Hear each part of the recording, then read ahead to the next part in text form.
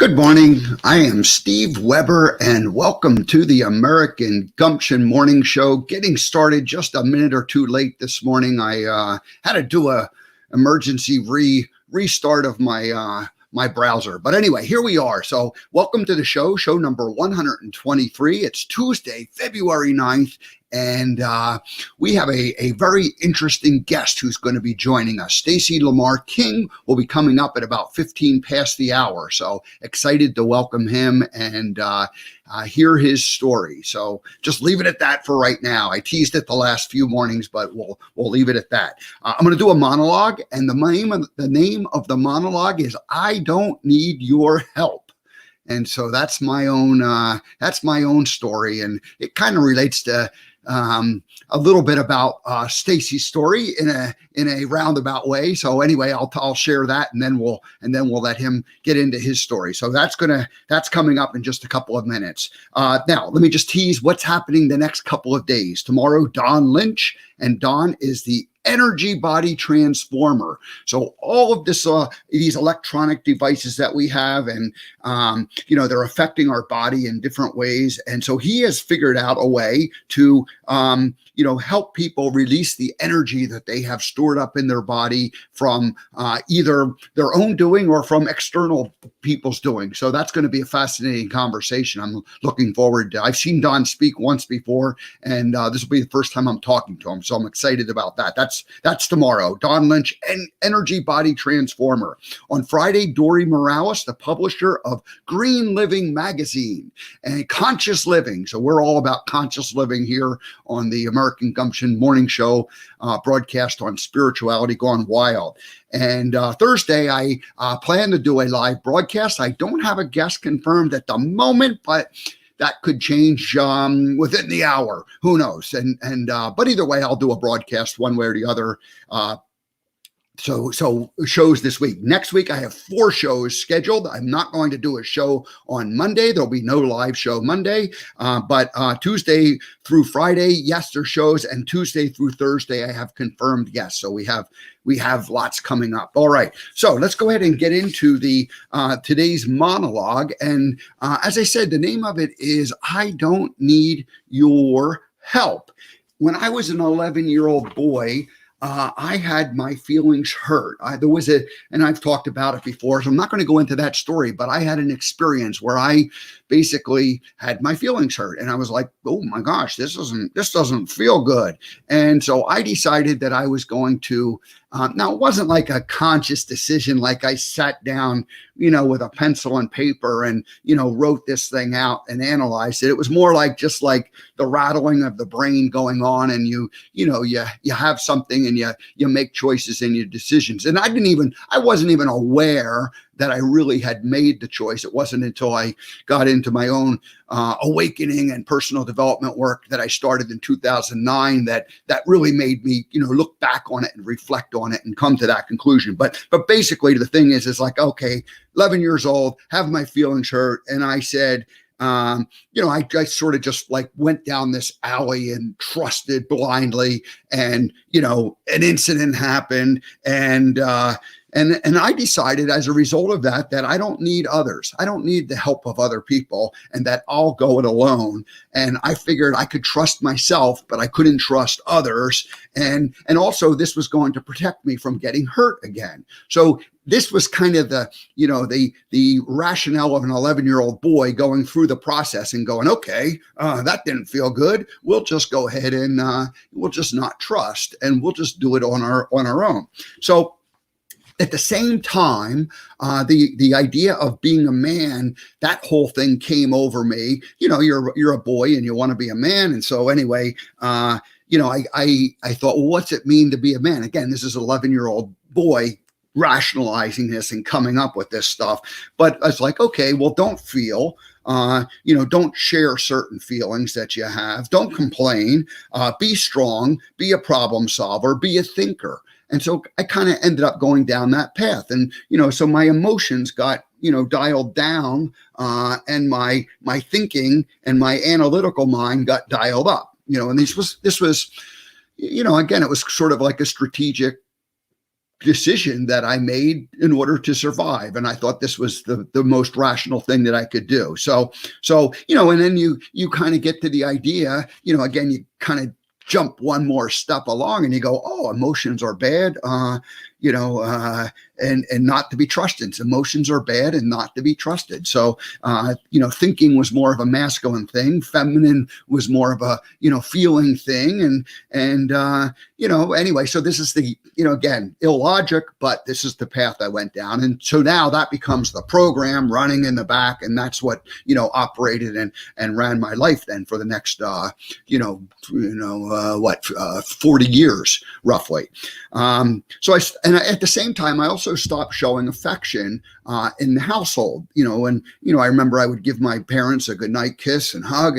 And then I was like, oh, somehow I decided that was not masculine. And, so I stopped showing affection. And I essentially became the lone wolf, and I've talked about the lone wolf over the time. And, at age 22, I went alone to California. At age 49, I moved alone to Montana. And, in between, I was always like involved in these different wolf packs, right? You join things, you join companies, organizations, you hang out with them for a while. And then you kind of go, after a while, you go, I don't really belong here. And you kind of go off and you do it. And so that was the pattern that, repeated over and over again. Now I still had lots of friends. I'm a social guy and able to talk to people and communicate, and that wasn't the problem.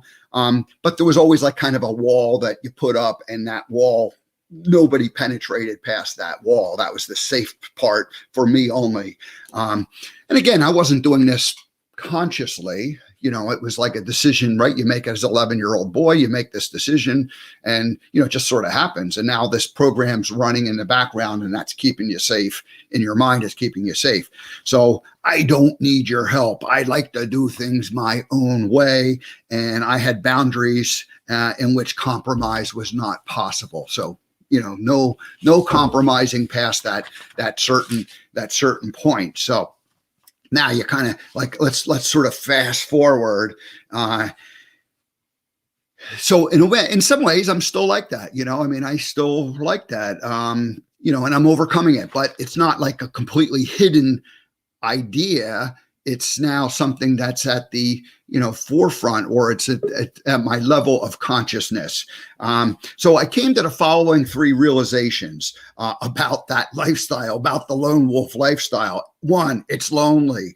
2, it's harder that way, right? You got to do everything on your own. And 3, it doesn't have to be that way. 3 is probably the most important one, because it's like, it doesn't have to be that way. And so I've been changing, evolving, and, growing into someone who's willing to be part of a pack. Doesn't have to be the lone wolf. Okay, I'll be a strong contributor.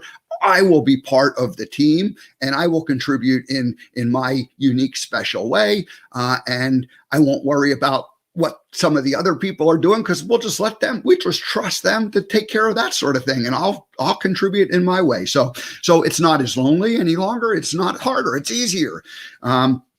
I've just decided that, giving it all up. And the other thing I learned is that most of all that stuff doesn't even matter. It doesn't even matter, so why do I want to do all this stuff on my own? And I've concluded it's stubbornness for the sake of being right. Stubbornness for the sake of being right. Now, if I'm right, if I'm concentrating on making myself right, then what does that allow the other person to be? It only allows them to be wrong. So that's that. All right. So the good news is I'm now more connected to spirit or source energy. I'm more connected with my own inner spirit, and I've become more trusting, and things are always working out for me. Things are always working out for me. And here's the ironic part. It was who I always was. It was who I always was. It was like, again, you make these decisions as a young boy to go down this other path, thinking that that's the answer. And yet what happens is you learn to be somebody else. You kind of go away from your own inner spirit and your own person of who you are. And, so today, what am I doing? I'm unlearning who I became, and I'm relearning who I always was. I'm unlearning who I had become, and I'm relearning who I always was. And so rather than I don't need your help, I'm saying, thank you. I'm honored for your help. Thank you. I'm very honored for your help. I graciously accept your help.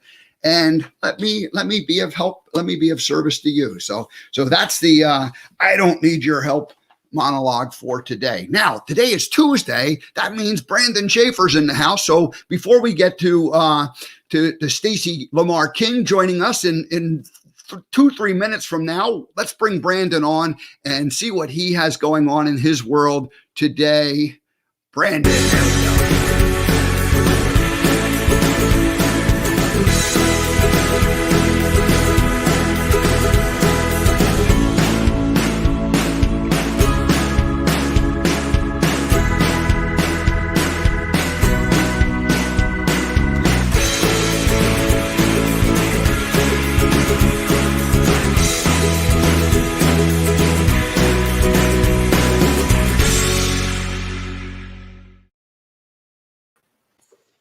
Brandon Schaefer is in the house. Welcome, Brandon. How are you? Hey, Steve. I love what you were talking about. Thank you so much for having me.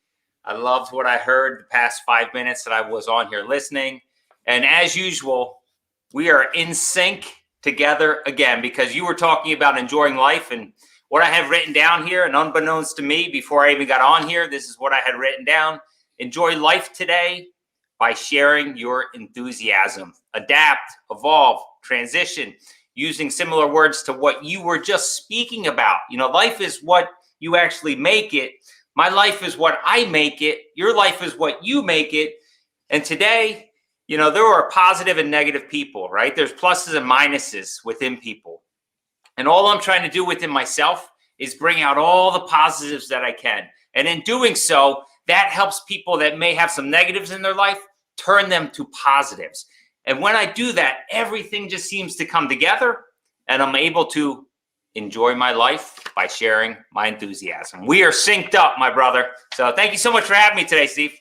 Thanks, Brandon. I appreciate, as always, your message is in tune. Hey, there are no coincidences. We're all connected, and we are just proving it week in and week out. So I love your message. Thanks for bringing your enthusiasm to the American Gumption Show weekly, week in and week out. We appreciate you very much. Thank you, Steve. I'm going to hang around and watch for a while too, so I'll see you later. All right, so we'll see you later. Thanks, Brandon. All right, there's let's wrap Brandon up with his closing song.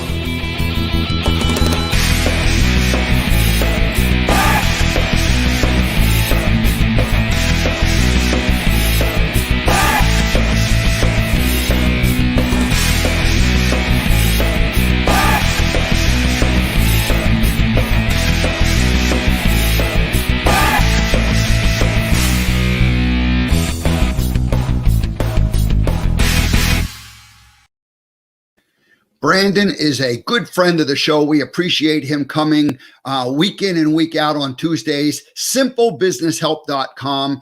Brandon and his team help you get your technology under control. If you have different systems, you have a CRM, you have accounting packages, and you need to get that data to connect and sync with each other, he's got all kinds of geek specialist operating in the background to help you straighten out your business needs from a technology point of view. So thank you, Brandon Schaefer, SimpleBusinessHelp.com. All righty, let's go ahead and welcome our guest, Stacy Lamar King, to the broadcast today. Hello, Stacy. How are you doing this morning? I'm great, Steve. How are you? Doing fantastic. Forgot to tell you when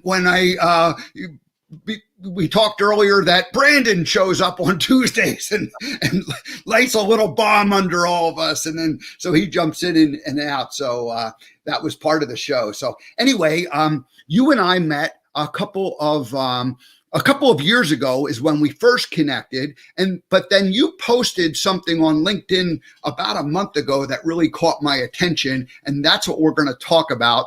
But before we do that, we have two things that we always do when a new guest joins the show. And so if you'll indulge me, I'm going to do both of those things. The first one is I'm going to read a little intro and let people know who you are. And the second one is I have a song that I play. It's called the First Time Guest theme song. So because you are a first time guest, we're going to play the song and welcome you that way. How's that sound?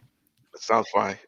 All righty. So let me tell people who you are. Stacy Lamar King is a retired Marine Corps First Sergeant and accomplished program and project manager. As a training consultant at PM-Pro Learn, he is a master instructor in PMP exam preparation. Stacy has knowledge and experience in business operations, project management, and professional development. He is committed to helping others achieve greatness. That's a pretty noble goal there. Help others achieve greatness. I like that. So about a month ago, Stacy posted on LinkedIn, and that post is what caught my attention. He talked about a 15-year time period when he had 3 deployments, 2 degrees, 2 certifications, 4 relocations, and a doctorate program. He was running at full throttle. And what happens to your engine when it runs at full throttle without stopping and getting a tune-up? Well, he also did all this while he was battling PTSD. He was battling it alone, and he was without seeking any professional help. And ultimately, he crashed and burned. And so today, he's 5 years past that time of his life when the crashing and the burning took place. And but he's out here talking about it, and that's what we're going to talk about today. So, Stacy King, welcome to the American Gumption Morning Show. Thanks, Steve. I appreciate the opportunity just to share the story. Good. So let's play the song, and then we'll have nothing else to do but just get into the story and have some fun with it. So here we go.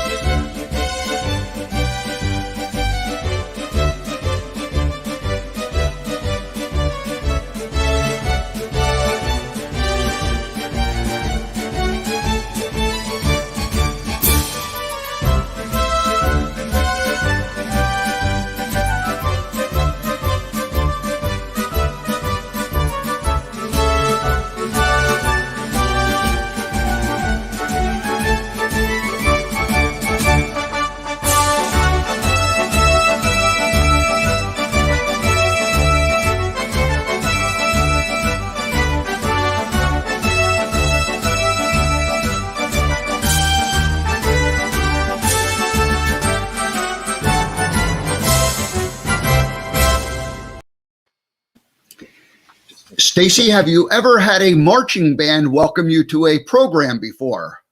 Never had that, but I did have a marching band welcome me. Well, I would say part of my retirement ceremony, so that was pretty neat. You were a Marine. How many years did you serve? I did 22 years. Wow. Well, thank you. Congratulations on that. The Marine band had some pretty special times and memories for you, I'm sure. Oh yeah, I love it. It brings back some good times as a drill instructor as well. So that's pretty neat.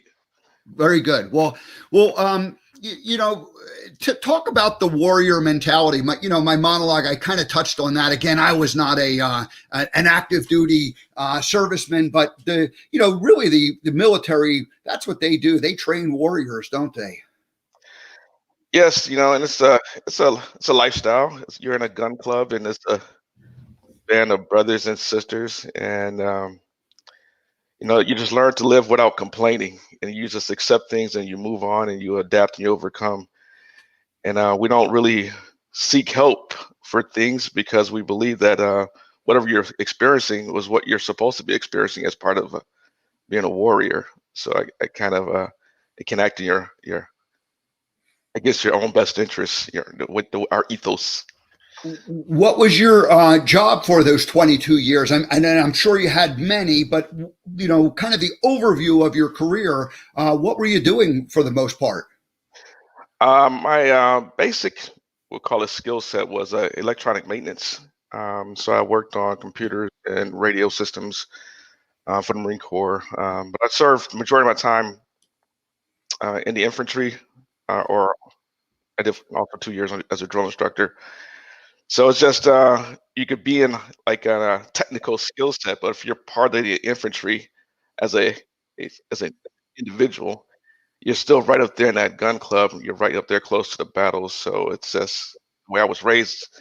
I have that infantry mindset, even though I'm a technician. Yeah. So when did you get out of the service? And I'm trying to relate to, like, okay, 5 years ago, is when you finally, had that turning point. And we'll get into all of that. But when did your military career come to an end? June of 2006 is when I retired. Okay. Okay, good. So at the end of that, you had already served a couple of tours in, I guess, Iraq, Afghanistan. Yeah, so I did one tour, but I had a total of 6 deployments, throughout my career. So it's just a toll of constant deployment after deployment. Yeah, you were, you said that you didn't have any one particular place that you stayed very long, and, you could never settle down and get to feel like, oh, this is home. It was always moving. You know what? So in that military service, you end up experiencing things that most people don't serve, and it's really a pretty small group of people who end up experiencing that, and yet they're trained to not talk about certain things. From a kind of the high level, I mean, what was happening to you, and what's happening to other people from that experience? As in a combat experience or just a military experience? I would. Well, you said post-traumatic stress disorder. You came back. You had some experiences that stretched you right to the limit of being a human. Right. And how do you? And so you've now kind of passed that. So I guess I'm trying to still just get to the bottom of, like, where what happened that along the way that influenced you from the military. Well, I would say that if we're looking at strictly from a PTSD perspective, number one, combat is not normal. Mm-hmm. The initial experience is the first 10 minutes. I just remember crossing the breach, going from Kuwait into Iraq, and the first impression that you have is that you've seen this all in a movie before.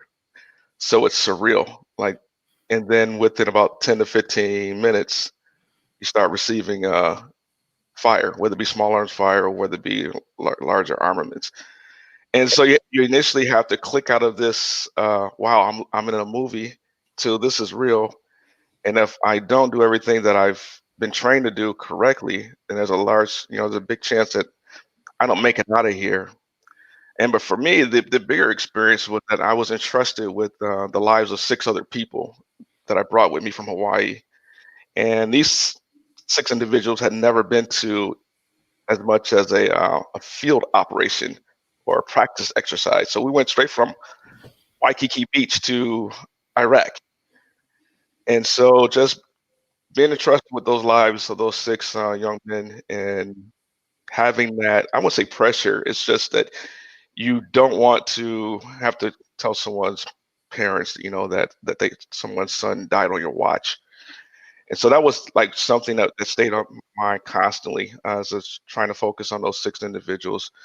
And then you're constantly getting mail whenever they can get mail to you, and you have the pressure coming back from stateside where people want you to stay alive and do everything that you can do to stay alive, and then that kind of pressure gets to you. So you wanted mail, but then after a while, you don't want any mail. You just want to focus on, I got to focus on right here, right now, and trying to get out of here.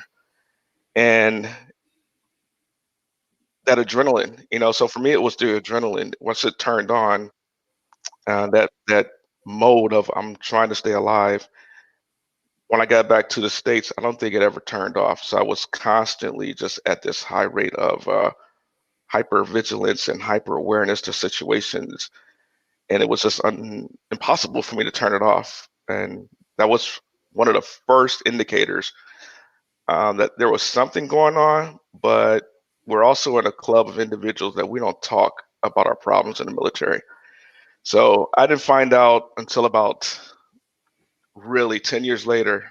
So I got back in 2004.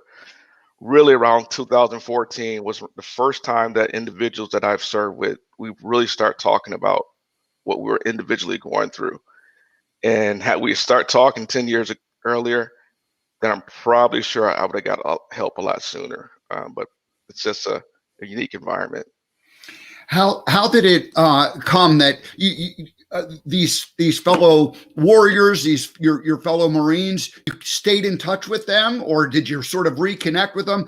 What happened that suddenly, 10 years later, you began to talk about it, whereas for the previous 10 years there was no conversation about it? It was just sort of, it was kept with like in a jar with the lid on tight.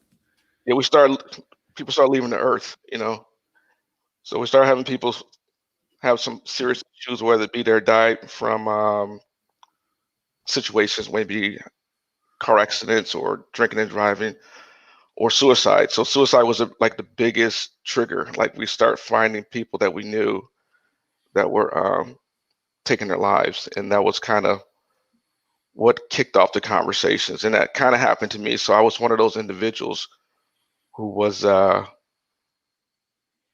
attempted. And so once I start talking, then that kind of opened up the floodgates for other people to start talking to me about some of their struggles. I like what you just said, where once you started talking, it allowed others to do that. I've had I've worked as a professional speaker the last 10 years, and a lot of what I was doing was kind of just telling my own story. And I remember, having kind of more like private conversations with people. And, I go through and tell some kind of a tale of my own awakening and into consciousness of like who I've been and what I'm doing. And I'm thinking the people are going to like respond to it. And what they did was they heard it, but they started responding in their own way and sharing their story. And so it clicked at that moment that it wasn't about me. It was about giving permission to other people by being open and honest with it. So it sounds like you experienced something similar to that. Absolutely. And that was awesome in its own right, because sometimes hearing someone else's story, what I've learned is that we all learn. So it wasn't just about focusing on myself. So when I heard from other people's stories, it made me feel even more human, So what I took from it was like what I'm feeling as a result of going through this experience is that this is what you're supposed to feel like. Had I come back from combat and seeing things that the normal humans should not see, and nothing had impacted me, and I thought that was normal, then that would be abnormal. And so, although these feelings are painful and the experiences are nothing that you want to see another human being go through, what I'm feeling is actually what makes me human. So your mind is supposed to be a little shook up. Spirit is supposed to be a little broken, having come through that experience. So it kind of gave me validity from what I heard. Their stories gave me more validity about my own story. You said that you came back, 2004, 5, somewhere in that time frame, and you were seeing things that, in retrospect, and this is my words, weren't necessarily normal, and you would normally. A normal person would react to them, but you were so numb that you weren't even reacting to kind of these things that you were seeing and experiencing. Am I hearing you correctly with that, or am I jumping to the wrong conclusion? So part of that was right. So what I was saying is that my response to what I saw in combat, absolutely correct internally. My reaction to it in the real world outside of me was not correct. And so you internally, yes, my spirit is broken, and mentally my mind is a little broken. But how I responded to everything outside of me, which was also broken. And so what we find is we come back, we don't have, there's no textbook for here's how you come back from war and how you integrate yourself into society. There's no textbook for that. So you have to walk through these things alone until you find that, I can't do this by myself. I really need some help to help me navigate something that I have no clue about. I don't know how to turn off what I'm feeling internally so that I can quiet my mind and focus on fitting in a world that for right now, I don't feel like I fit into the world. And so it's a strange place to be in. You know, I'm thinking about our military, and obviously, you know, World War II soldiers, my even a little older than my father's generation, but roughly my father's generation. And, you know, that before these guys came back and there just was no talking about, you know, what they experienced. They just sort of, you know, quiet. And it was like, you know, 30, 40, 50 years until they, you know, some of those folks opened up. And then they, you know, you think about the Vietnam experience, and soldiers were treated, you know, they were spit on, and, you know, they were, not only did they come back from doing this experience that was awful, but they were treated awfully when they came back, as if they had done something wrong. And then at least we got past that, but we got to this point where post-traumatic stress disorder was talked about, but I guess it really wasn't. There wasn't a whole lot of help. You know, you were kind of like, okay, boys, girls, thanks for serving. Good luck with your life. And that was kind of how you had to deal with it, huh? That's kind of how it happened. You know, I remember coming back, and we had like a week of downtime where we talked to the chaplain, and we had some specialists come in and talk to us about, you know, your mental health and things of that nature. But then right after that week was over, you're right back to work, and we're still at the same op tempo, going and coming back from deployments like every 12 to 18 months. And so you were still on this cycle of operations where the mission still took focus, and you never really had the opportunity to slow down and really address the situation. And then within 3 years, I was retiring. And so I remember getting out of the Marine Corps, retiring, and finding that once I needed help, there really wasn't a lot of programs that were established in 2009 or 2010 when I first reached out for help. And so I had to actually write a letter to President Obama and to Joe Biden, telling them that I needed help. And if it weren't for that letter, I don't think I would have gotten the treatment that I needed back in 2009, because they responded back, or, you know, those who work for them. You know, I was on someone's radar, and they immediately called me back within like 2 weeks. And they found a program for me, and they got me in treatment. And that was really, you know, just understanding that you had to go to that extreme to get some help, that you had to write the president of the United States to get someone to note that retirees needed assistance out here in post retirement, you know, for treatment. Stacy, that took a little bit of gumption to write the president, and it took a little bit of gumption to get a response back. So that's a very interesting, you know, part of this story right there and there.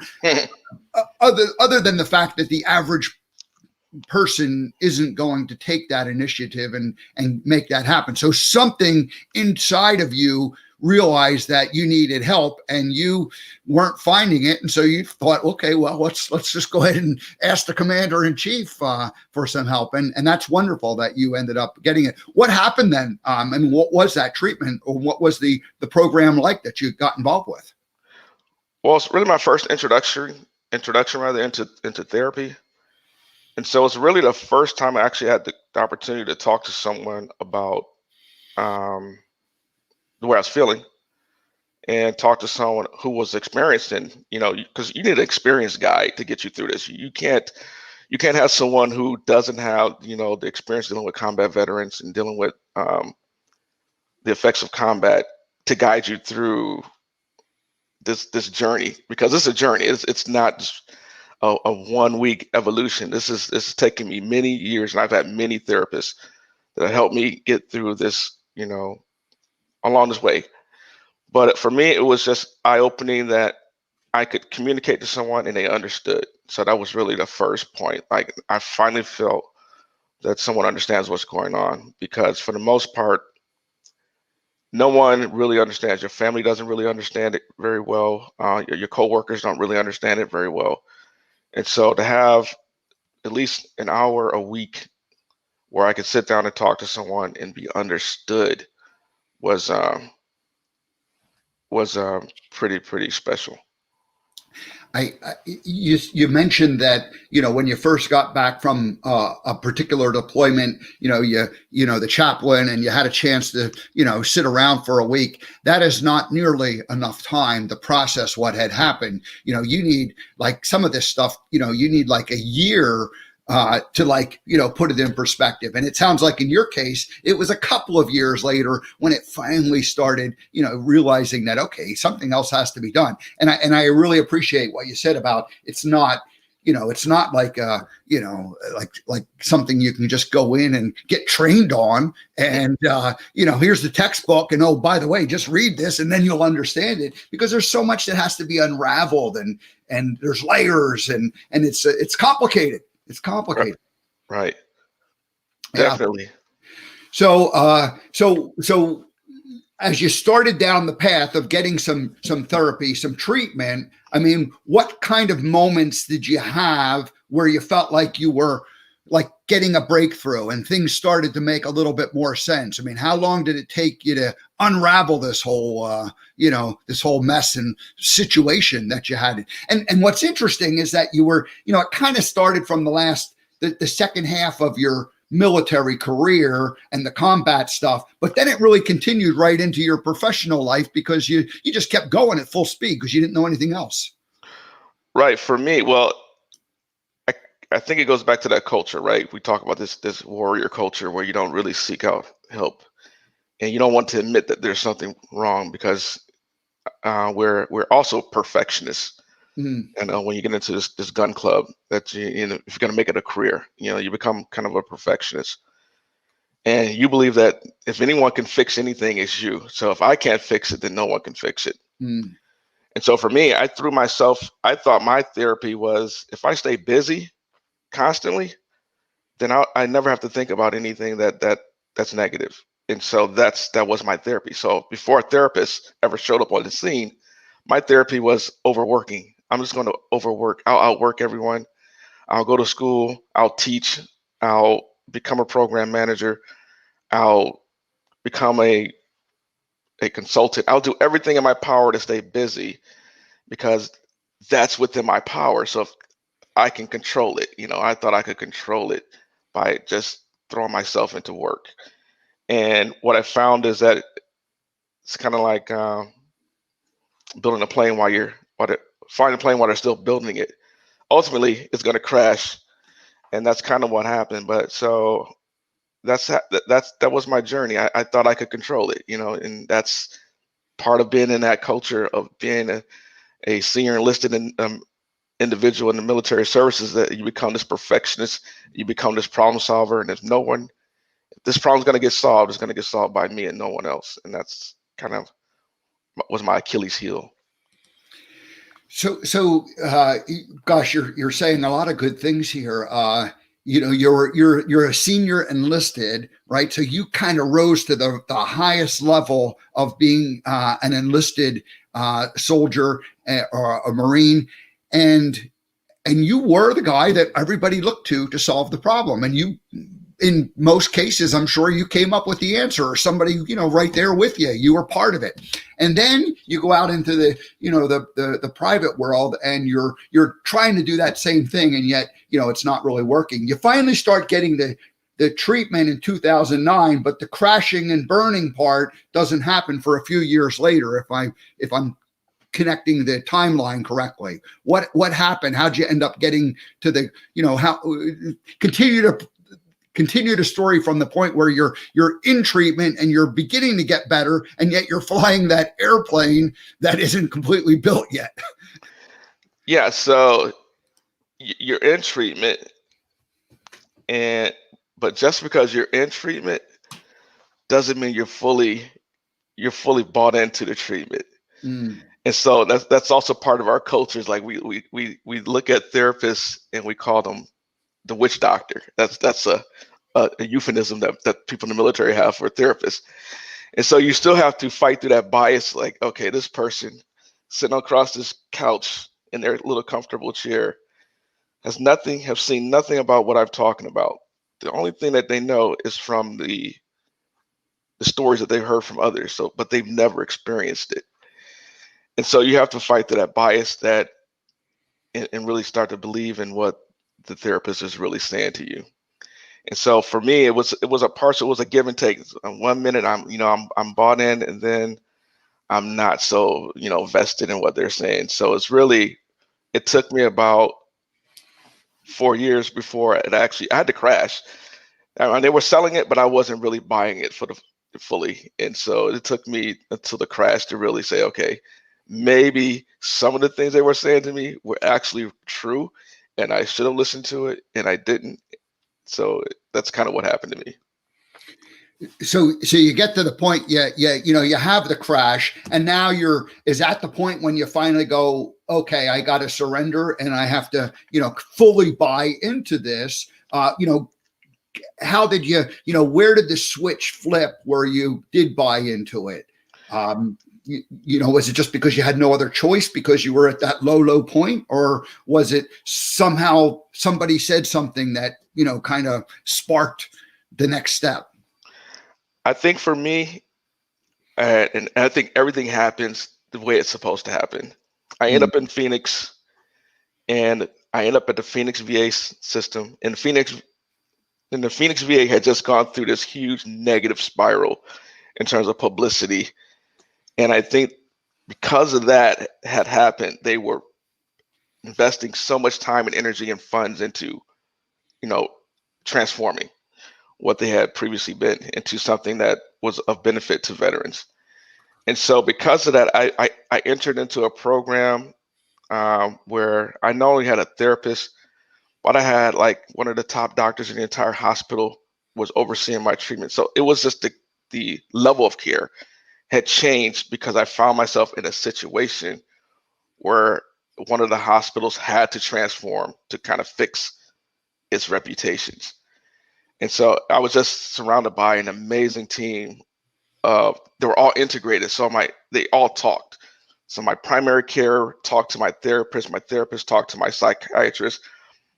All three of them had an individual who was overseeing them. And then because of my issues with suicide attempts, I had been put on this list where I had the oversight coming from DC as well about my case. And so I just found myself in a position where it's not like you feel like a prima donna, but you really feel like, wow, I'm really cared for. There's a difference in being in care and then being in care where you know that you are the center of focus of everyone around you. And so that's what I found myself in Phoenix. I was not only in therapy or in care, but I was also the center of focus of everyone who was a part of that team. And so I was just had an amazing team around me, and then they kind of saved my life. That group right there in Phoenix.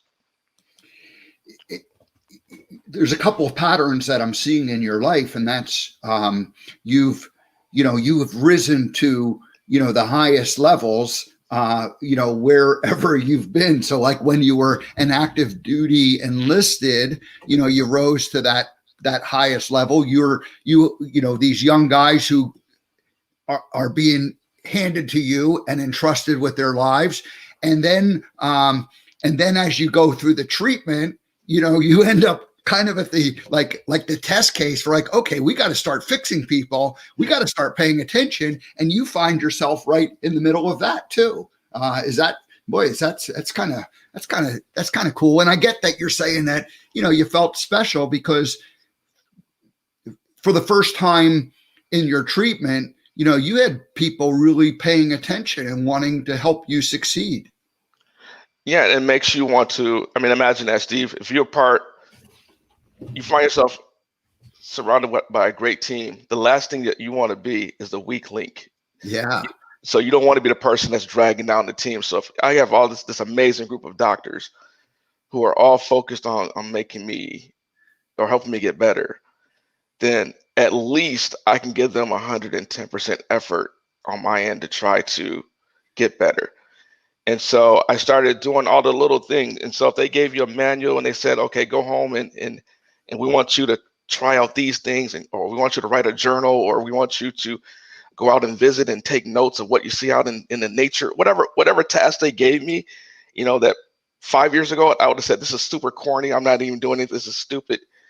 Then I let that bias go. And so whatever task they gave me, I took it as, okay, this task is going to help me. So whatever, no matter how strange it may sound to my mind, I'm going to attack this like I would attack anything that some commander would have given me in the military. I'm gonna treat them with the same level of respect as them being, at the top of their profession, the same way I would treat someone who was a higher rank or higher authority than me inside the military. I'm going to give them the same level of respect, and I'm going to try my hardest to take what they're giving me and run with it and make it work and learn something from it. And so that's what I learned, being a part of an amazing team. And it's been a central theme in my life, and that's why I think I love project management as well. You bring together these amazing individuals for a short period of time to accomplish something very special, and then you disband it, and then you get to do it all over again. And so that's kind of what therapy has been like for me as well. When I kind of applied that approach to therapy, like, I'm going to have this team. I may not have this therapist for long. I may have this therapist for like 12 weeks, and then we're going to disband, and that's going to be a little painful. But I know if I need another therapist down the road, I know I can still obtain that. Something happened. You started approaching, the therapy and the getting better, just like you had approached everything else in your life up until that point, right? Your military career, you approached that with like 100%, 110% effort, and then in the private world, you were succeeding in many ways on the surface, but you weren't getting yourself well. And then finally, you somehow shifted from like, okay, the crazy witch doctors to, okay, let's just give these people a try. And then somehow you started seeing results and you started buying into it. Was there a kind of a moment in that process that you went, oh, this is starting to work. Okay. And, because you had surrendered, but you still weren't seeing, you still weren't like completely convinced of it. But when did you finally go, oh, no, this is like the right path? Steve, it's really little things. Mm-hmm. Like they'll give you an example of a scenario. They'll walk you through the complete scenario, and they'll give you some tools that you could apply to be within that scenario and to get yourself out of the scenario. So for example, you could be talking about a time where you became super angry, and before going to therapy, I didn't have any skills. Okay, if I'm angry, I'm just angry. I'm just going to explode. I'm going to burst, and it's going to be, and then we'll deal with the aftermath after I calm down. But having skills, like there's no more powerful thing than to be empowered. And so when they give you a skill, and then when you apply the skill and you see that it works, that's what kind of gives you that, okay, now I can commit more and more to what you're telling me because this skill actually works. So if the skill is going to the bathroom and put cold water over your face until you calm down and then walk back out into that environment and you apply that skill, then okay, that's just one thing. And so imagine them giving you like 100 of those little tips or skills that you can put in your toolbox. Mm-hmm. So it's just like you get to play with these skills, these tools, and you'll find the tools that work for you. And that's what it is. It's just like you see the proof in the pudding. And so that's kind of what ties you back to your therapist. Like, I really trust you because what you're giving me, I tried it and it works. And it's like, it's little steps. It's a marathon. It's just not a sprint. It's going to be a marathon, but you need these little individual tools that you can take along the way that work. Yeah, no, I love that. And it's, my own journey of awakening more of living a conscious life, as opposed to letting the programs that I had been, carried along all through my life, where you talked about reacting to things instead of responding to things. So reacting versus responding, that was something I had to learn. You become more aware, and you're able to manage situations better and better. I like this. I mean, this is fun, and yet this is a conversation that that us guys do not have very often. We kind of want to keep quiet about them, and it's not manly. It's not part of that warrior culture to talk about these things. Where are you at today? I'm going to I'll just say it's probably still evolving. There's still layers. It keeps going. You never quite get there, right? But you've made a lot of forward progress. So where do you feel like you're at today? And then talk a little bit about, what it is you are doing today, and probably how you're more effective doing what you're doing today with this new tool set and this larger toolbox that you have. Well, I think where I'm at now currently is where I guess some people say where you should have been 2 or 3 years ago, but they don't know the struggle that you've gone through. Mm. And so I'm learning to live alone and be comfortable in my own space and inside my own skin, and not reaching out for other individuals, because for a long time I was scared to be in my own space by myself because of the type of demons that I was dealing with. And because of that, you can find yourself in situations that don't really work for you because you're in the situation for the wrong reason. And so this past year has been probably the last 6 or 7 months, just the greatest period of growth. And that I finally did what my mother told me to do, which is sit down and be still and learn to love yourself first. Yeah. And so that's probably the biggest growth. That's probably the best advice she ever gave me, was just to sit down and be still and learn to love yourself. And when you learn to love yourself, then you will attract the person who's going to love you. And so that has helped me the most. Professionally, I had probably the best year of my life professionally this past year. Working for an amazing company. They gave me an opportunity to come back to work, knowing that I was dealing with a lot of personal things. So having the time to still be in my therapy, and then having time to teach. And so I teach project management, which I love. I could talk project management to anyone 24 hours a day. But I get to teach people around the world. I've gotten to travel around the world, so do things that I never thought I would get to do as a child, professionally. So I'm just in a good space. I'm surrounded by a great team at work. I'm learning to live on my own independently without feeling the need to pull someone else into it to make me feel safe. And I'm healthy. I'm just healthy. I'm a lot healthier. Wow. Well, I mentioned at the very beginning, and even in your introduction, that you had posted about your journey, and I, having gone through my own awakening and an evolution the last years, not again, not the same thing you did, but Hey, Steve, can I get in 1 second? yo, I also got to give a shout out to my sister, because had it not been for my sister, I would not have come back to Charleston to reestablish myself on my own. So I cannot. That's my heart. I got to give her that shout out. wonderful. So Charleston is where your home was and where you were raised. No, I got a crazy story. That would be a whole nother episode. So. All right. Well, here's what we're going to do. We got to wrap up today's show, but I would love to talk project management with you, because that's a fascinating story in and of itself. So we'll have you back at some point, and we could maybe touch on a few more things that went on. We do, we should kind of put a bow on this one here, though. And let me just do it this way.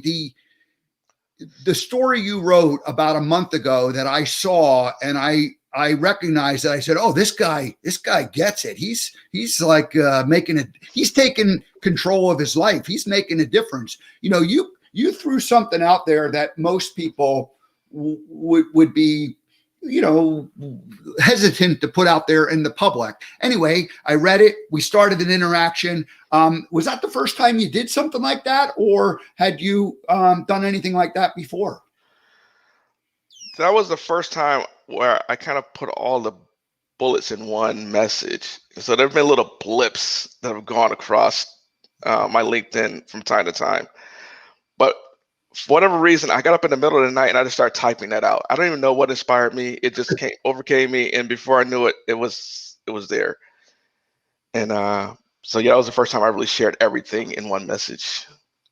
Well, I thought it was pretty cool. And I read it, and I got drawn in. I started reading it, and then I couldn't stop. And then I think I publicly made a little bit of a comment of something, but I privately messaged you, and then we went back and forth, quite a bit. And it was at that point, I was like, hey, Stacy's got to come on the show and talk about this, of course, if you wanted to. And I'm really honored that you did do it. And I think it's an important thing. Let me ask you one last question, and then we'll figure out if it makes sense to talk some more about project management, about some of these other things. Continue this story, because I don't think this story is completely done. But the military and the treatment and the help that people are getting, is it better today than it was, 15 years ago when you retired, and then the 10 years ago when you first reached out? We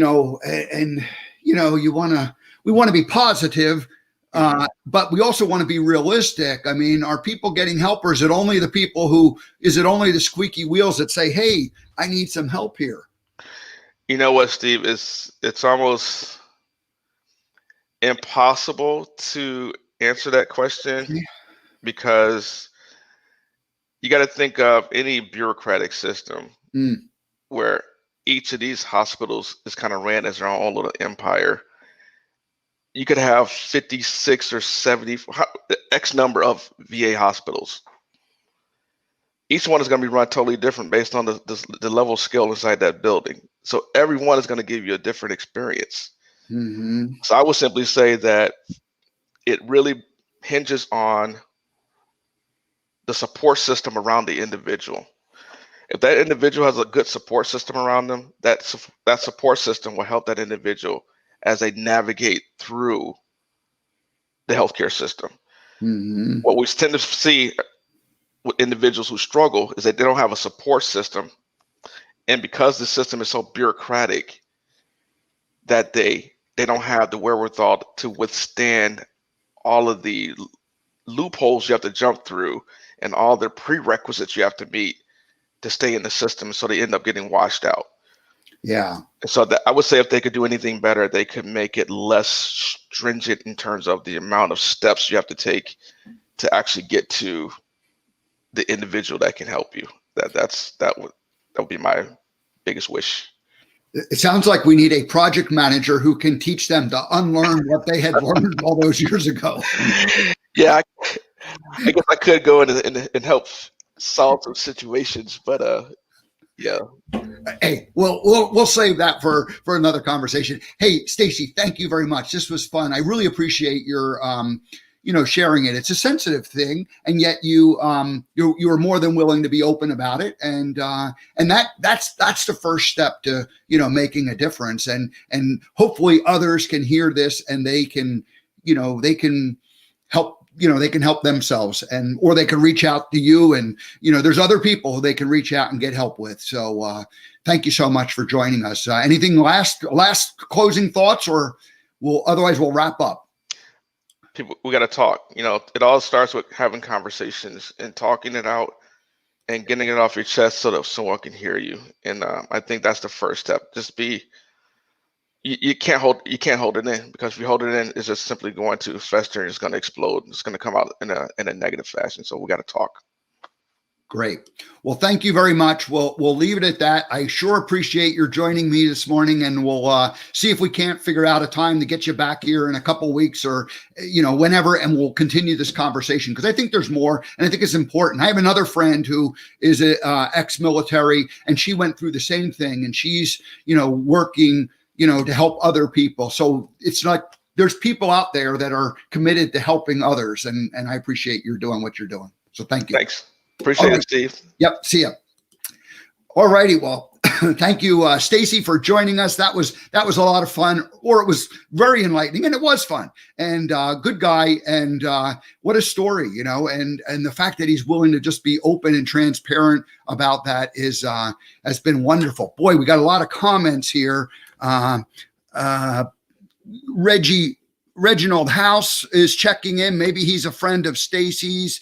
I don't recognize that. Christine Caldwell, thank you. Bettina joining us. Reginald House, I think must be a friend of yours, Stacy, but he made quite a few good comments there, so we appreciate that. Alrighty, everybody, that's it for today's show. Let me just tell you what's happening tomorrow, and then I'll wrap up and get out of here. Tomorrow, Don Lynch, the Energy Body Transformer. Thursday, I will be live. Not sure if I have a guest or I'll just do a monologue. Friday, Dory Morales, the publisher of Green Living Magazine. And next week, we have no show on Monday, but we have live shows Tuesday through Thursday and have 3 guests already scheduled for next week. So we're gonna keep this program rolling along, and hopefully we'll find a time to get Stacy in the future to come back and continue the conversation. So thank you very much, Stacy, for joining us this morning. Alrighty, that's it for today. I'll see everybody tomorrow. Have a great rest of your Tuesday.